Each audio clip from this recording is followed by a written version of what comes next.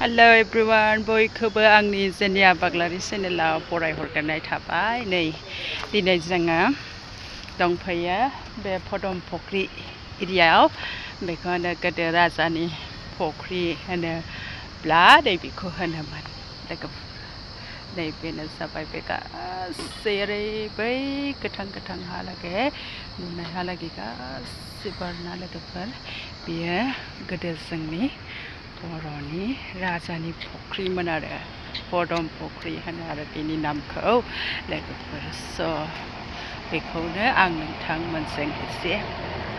फिसायैनो share खालामनो होननानै आङो बे भिडिअखौ लानानै फैबाय।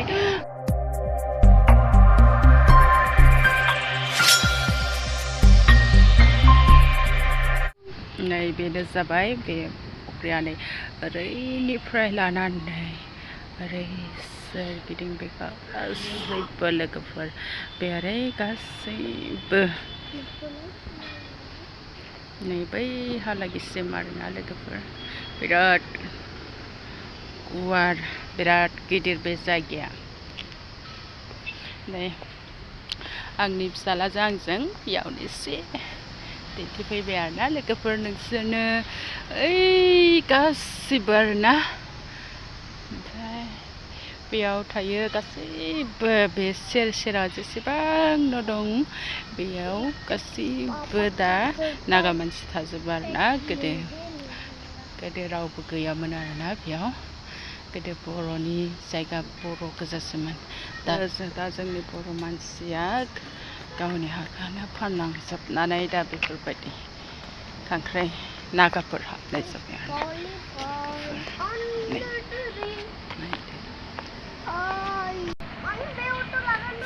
गुवारखा नै लोगोफोर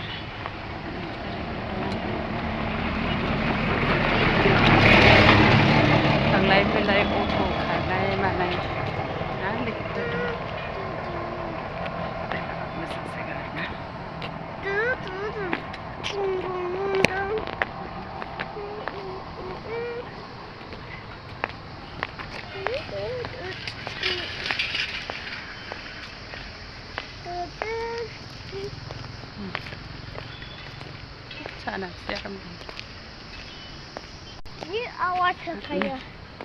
बे गासिबो बे सेर गासिबो बे फुख्रि नै गासिबो बे सेर दै दंजोबो आरोना सेस दायो हाग्रा जाजोब्बाय नै लोगोफोर बे जोंनि थानाय एरियानिनो खाथि आरोना